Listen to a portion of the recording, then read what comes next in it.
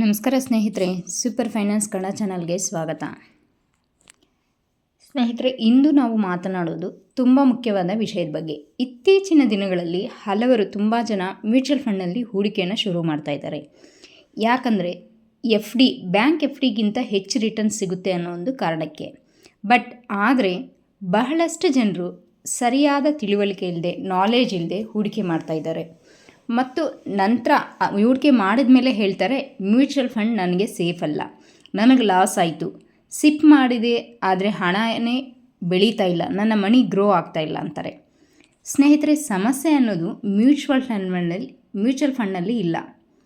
ಸಮಸ್ಯೆ ನಾವು ಮಾಡುವ ತಪ್ಪುಗಳಲ್ಲಿದೆ. ನಮ್ಮ ಮಿಸ್ಟೇಕ್ಸ್ ಇಟ್ಕೊಂಡು ಮ್ಯೂಚುವಲ್ ಫಂಡ್ನ ಬ್ಲೇಮ್ ಮಾಡಬಾರ್ದು. ಈ ವಿಡಿಯೋದಲ್ಲಿ ಮ್ಯೂಚುವಲ್ ಫಂಡ್ನಲ್ಲಿ ಬಿಗಿನರ್ಸ್ಗೆ ಮಾಡುವ 10 ದೊಡ್ಡ ತಪ್ಪುಗಳನ್ನು ಡೀಟೇಲ್ ಆಗಿ ತಿಳಿಯೋಣ. ಈ ತಪ್ಪುಗಳನ್ನು ತಪ್ಪಿಸಿದರೆ ಮಾತ್ರ ನೀವು ವೆಲ್ತ್ ಕ್ರಿಯೇಷನ್ ಮಾಡೋದಕ್ಕೆ ಸಾಧ್ಯ. ಹಾಗಾದರೆ ವಿಡಿಯೋನ ಕೊನೆವರೆಗೂ ನೋಡಿ.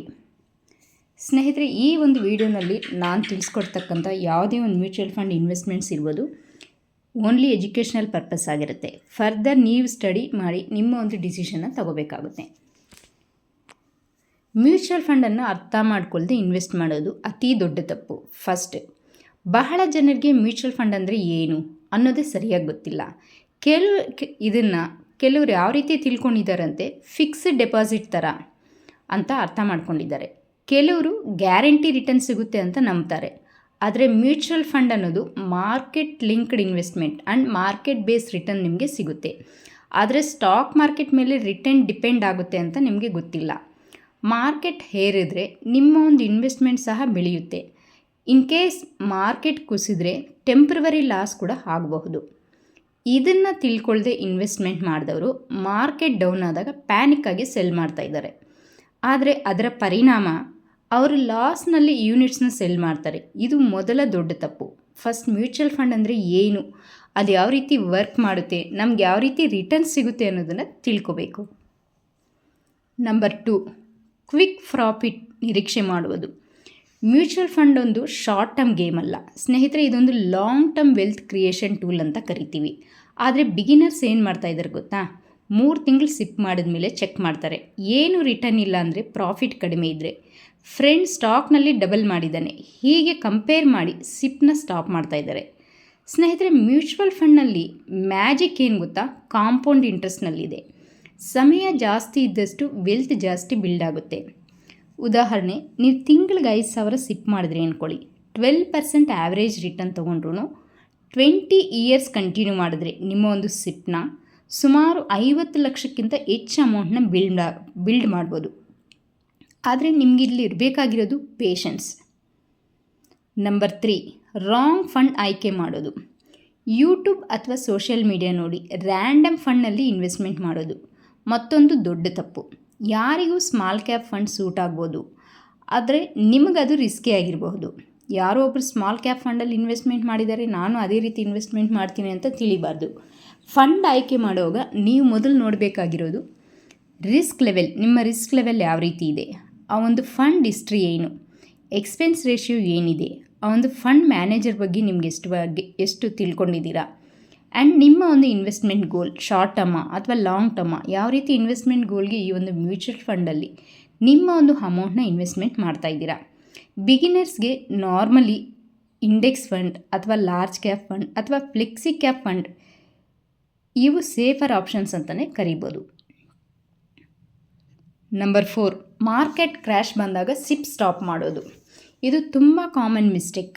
ಮಾರ್ಕೆಟ್ ಡೌನ್ ಆದಾಗ ಜನರು ಭಯಪಟ್ಟು ಸಿಪ್ನ ಸ್ಟಾಪ್ ಮಾಡ್ತಾರೆ. ಆದರೆ ರಿಯಾಲಿಟಿ ಏನು ಗೊತ್ತಾ, ಮಾರ್ಕೆಟ್ ಡೌನ್ ಆದಾಗ ಯೂನಿಟ್ಸ್ ಅನ್ನೋದು ಚೀಪ್ ಪ್ರೈಸ್ನಲ್ಲಿ ಸಿಗುತ್ತೆ, ಕಡಿಮೆ ಬೆಲೆಯಲ್ಲಿ ಸಿಗುತ್ತೆ. ಆದರೆ ಫ್ಯೂಚರ್ ವೆಲ್ತ್ ಹೆಚ್ಚು ಬಿಲ್ಡ್ ಆಗುತ್ತೆ. ರಿಯಲ್ ಇನ್ವೆಸ್ಟರ್ಸ್ ಏನು ಮಾಡ್ತಾರೆ ಅಂದರೆ, ಮಾರ್ಕೆಟ್ ಕ್ರ್ಯಾಶ್ ಅನ್ನೋದನ್ನು ಆಪರ್ಚುನಿಟಿ ಅಂತ ನೋಡ್ತಾರೆ. ಅವರು ಯಾವುದೇ ರೀತಿ ಭಯಪಡೋದಿಲ್ಲ. ನಂಬರ್ 5, ಎಮರ್ಜೆನ್ಸಿ ಫಂಡ್ ಇಲ್ಲದೆ ಇನ್ವೆಸ್ಟ್ಮೆಂಟ್ ಮಾಡೋದು.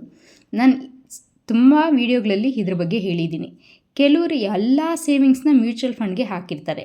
ಆಮೇಲೆ ಯಾವುದೋ ಒಂದು ಎಮರ್ಜೆನ್ಸಿ ಬಂತು, ಅವರೊಂದು ಫೈನಾನ್ಷಿಯಲ್ ಸಿಚುವೇಶನ್ ಅಂದಾಗ ಅವರ ಒಂದು ಮ್ಯೂಚುವಲ್ ಫಂಡ್ ಲಾಸ್ನಲ್ಲಿದ್ದರೂ ಸಹ ಲಾಸ್ನಲ್ಲಿ ಮನಿ ವಿಡ್ರಾ ಮಾಡಬೇಕಾಗುತ್ತೆ. ಇದರಿಂದ ಫೈನಾನ್ಷಿಯಲ್ ಸ್ಟ್ರೆಸ್ ಅನ್ನೋದು ಹೆಚ್ಚುತ್ತೆ. ಮೊದಲು ನೀವು ಏನು ಮಾಡಬೇಕಪ್ಪ ಅಂದರೆ, 6 ಮಂತ್ ಎಮರ್ಜೆನ್ಸಿ ಫಂಡನ್ನ ಕ್ರಿಯೇಟ್ ಮಾಡಿ. ಇನ್ಶೂರೆನ್ಸ್ ಮಾಡಿಸಿ, term insurance, life insurance and health insurance. ಇದನ್ನು ಇನ್ಶೂರೆನ್ಸ್ ಮಾಡಿಸಿ, ಅದಾದಮೇಲೆ ಬೇಸಿಕ್ ಸೇವಿಂಗ್ಸ್ ಅನ್ನೋದು ಸ್ವಲ್ಪ ಇಟ್ಕೊಳ್ಳಿ. ಇವು ಕಂಪ್ಲೀಟ್ ಮಾಡಿದ ನಂತರ ಮಾತ್ರ ನಿಮ್ಮ ಒಂದು ಇನ್ವೆಸ್ಟ್ಮೆಂಟ್ ಅನ್ನೋದು ಇನ್ಕ್ರೀಸ್ ಮಾಡಬೇಕು. ನಂಬರ್ 6, ಟೂ ಮೆನಿ ಫಂಡ್ಸ್ ತೆಗೆದುಕೊಳ್ಳೋದು, ಹೆಚ್ಚು ಫಂಡ್ಸ್ನ ಆಯ್ಕೆ ಮಾಡೋದು. ಬಿಗಿನರ್ಸ್ ಮತ್ತೊಂದು ಮಿಸ್ಟೇಕ್ ಮಾಡ್ತಾರೆ, 10 to 15 ಮ್ಯೂಚುವಲ್ ಫಂಡ್ಸ್ ತಗೊಳ್ತಾರೆ. ಇದರಿಂದ ಕನ್ಫ್ಯೂಷನ್ ಮಾತ್ರ ಹೆಚ್ಚಾಗುತ್ತೆ. ಆ್ಯಕ್ಚುಲಿ 2 ಅಥವಾ 3 ಗುಡ್ ಫಂಡ್ಸ್ ಇದ್ದರೆ ಸಾಕು. ಎಕ್ಸಾಂಪಲ್ಗೆ ಒಂದು index fund, 1 flexi cap fund, 1 mid cap fund. Simple portfolio but better returns ಸಿಗುತ್ತೆ. ನೀವು ಸಹ ನಿಮ್ಮ ಒಂದು ಪೋರ್ಟ್ಫೋಲಿಯೋನ ನೀವು ಮಾನಿಟರ್ ಮಾಡ್ಬೋದು. ನಂಬರ್ 7, ರಿಟರ್ನ್ಸ್ ನೋಡಿ ಮಾತ್ರ ಇನ್ವೆಸ್ಟ್ಮೆಂಟ್ ಮಾಡೋದು. ಲಾಸ್ಟ್ ಇಯರ್ ಆ ಫಂಡ್ 40% ರಿಟರ್ನ್ ಕೊಟ್ಟಿದೆ ಅಂದರೆ ಆ ಫಂಡ್ ನೋಡಿ ಇನ್ವೆಸ್ಟ್ಮೆಂಟ್ ಮಾಡೋದು ತುಂಬ ತಪ್ಪು, dangerous. Past performance future guarantee ಅಲ್ಲ ಮ್ಯೂಚುವಲ್ ಫಂಡಲ್ಲಿ. ಮೆನಿ ಬಿಗಿನರ್ಸ್ ಹೈ ರಿಟರ್ನ್ ನೋಡಿ ಎಂಟ್ರಿ ಮಾಡ್ತಾರೆ, ಆದರೆ next year same fund down ಆಗಬಹುದು.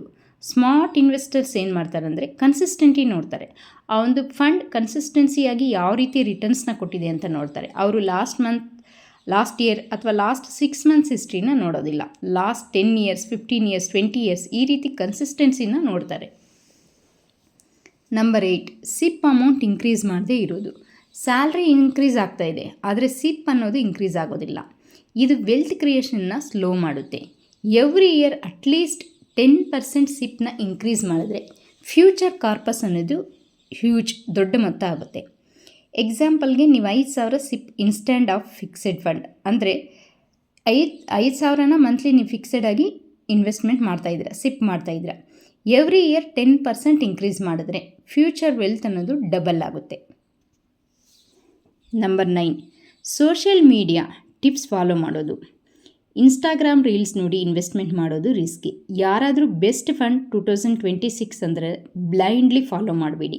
ನಿಮ್ಮ ಗೋಲ್ ಆ್ಯಂಡ್ ನಿಮ್ಮ ರಿಸ್ಕ್ ಆ್ಯಂಡ್ ನಿಮ್ಮ ಇನ್ಕಮ್ ಬೇರೆ ಇರುತ್ತೆ. ಬೇರೆಯವ್ರು ಕಂಪೇರ್ ಮಾಡಿ ನೀವು ಇನ್ವೆಸ್ಟ್ಮೆಂಟ್ ಮಾಡಬಾರ್ದು. ಫೈನಾನ್ಷಿಯಲ್ ಡಿಸಿಷನ್ ಅದು ಪರ್ಸ್ನಲ್ ಆಗಿರಬೇಕು. ನಿಮ್ಮ ಒಂದು ಪರ್ಸ್ನಲ್ ಫೈನಾನ್ಷಿಯಲ್ ಡಿಸಿಷನ್ ಆಗಿರಬೇಕು. ನಾಲೆಜ್ನ ಬಿಲ್ಡ್ ಮಾಡಿ ಅನಂತರ ಇನ್ವೆಸ್ಟ್ಮೆಂಟ್ ಮಾಡೋದು ತುಂಬ ಒಳ್ಳೆಯದು. ಪಾರ್ಟ್ 10, ಪೇಷನ್ಸ್ ಇಲ್ಲದೆ ಎಕ್ಸಿಟ್ ಮಾಡೋದು. ವೆಲ್ತ್ ಕ್ರಿಯೇಷನ್ಗೆ ಬಿಗ್ಗೆಸ್ಟ್ ಸೀಕ್ರೆಟ್ ಅಂದ್ರೇ patience. Many people start fast, expect quick returns, panic during corrections and exit early. ಈ ರೀತಿ ಫಾಲೋ ಮಾಡ್ತಾರೆ. ಆದರೆ ಸಕ್ಸಸ್ಫುಲ್ ಇನ್ವೆಸ್ಟರ್ಸ್ ಏನು ಮಾಡ್ತಾರೆ ಗೊತ್ತಾ? ಇಯರ್ಸ್ ವೆಯ್ಟ್ ಮಾಡ್ತಾರೆ. ಅಂದರೆ ವರ್ಷಾನುಗಟ್ಟಲೆ ಅವರು ವೆಯ್ಟ್ ಮಾಡ್ತಾರೆ. ಕಾಂಪೌಂಡಿಂಗ್ಗೆ ಟೈಮ್ ಕೊಡ್ತಾರೆ. ಒಂದು ಬೀಜ ನೆಟ್ಟಿದ್ರೆ ಅದು ತಕ್ಷಣ ನಿಮಗೆ ಮರ ಆಗೋದಿಲ್ಲ. ಹಣ ಕೂಡ ಹಾಗೆ.